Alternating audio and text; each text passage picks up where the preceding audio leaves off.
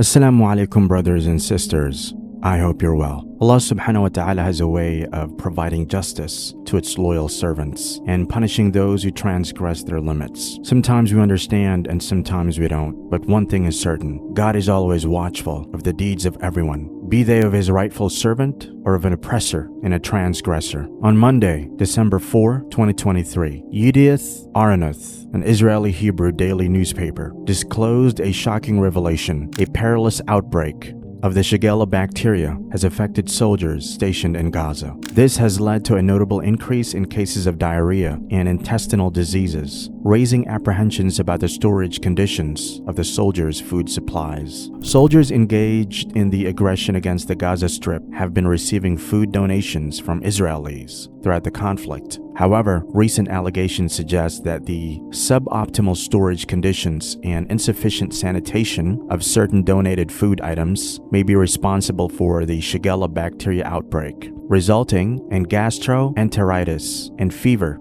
among the soldiers. Reportedly, Dr. Tal Brosh, the head of the infectious disease unit at Asura Hospital in Ashdod, has underscored the operational repercussions of these outbreaks. Soldiers experiencing severe symptoms, such as high fever and recurrent diarrhea, becomes unsuitable for combat, posing a risk to themselves and impeding military readiness. The outbreak of diarrhea occurred because of the unhygienic storage conditions of the food being served to the soldiers by their own Israeli government, while on the other hand, the residents of Gaza have been denied food and safe water for almost 2 months. When the soldiers of Israel started their onslaught on the people of Gaza, they were being given free, happy, and hot meals from McDonald's. And now we see the same soldiers suffering from diarrhea even after eating those free meals. What an irony. Israel Defense Minister Yoav Gallant had ordered a total siege on the people of Gaza, where neither food nor electricity nor fuel nor even water will be allowed to reach them. Yet we see that even after almost 2 months, the people of Gaza are still standing strong, while the so-called brave soldiers of the IDF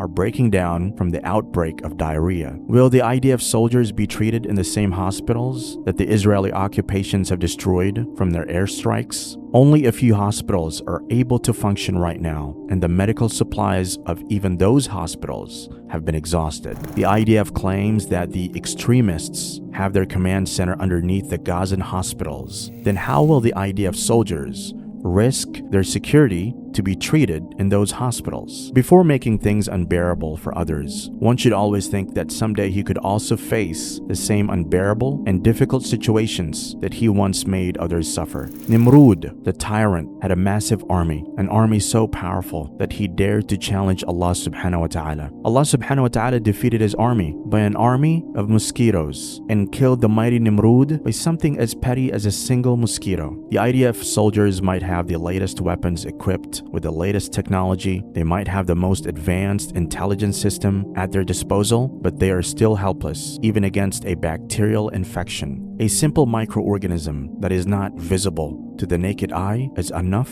to make them suffer. For 2 months, we have witnessed a brutal crackdown by the Israeli army on the innocent people of Gaza. And unfortunately, we don't know when this aggression will finally end. But what we know is that Allah was with them before these turbulent times, is with them right now, and will always be with his righteous servants. We just need to trust Allah and make constant dua for our brothers and sisters in Palestine, and Allah will surely show us how perfect his plan was all the time. وَيَرْزُقْهُ مِنْ حَيْثُ لَا يَحْتَسِبُ وَمَنْ يَتَوَكَّلْ عَلَى اللَّهِ فَهُوَ حَسْبُهُ إِنَّ اللَّهَ بَالِغُ أَمْرِهِ قَدْ جَعَلَ اللَّهُ لِكُلِّ شَيْءٍ قَدْرًا. May Allah ease the difficulties and sufferings of our brothers and sisters in Palestine. Ameen.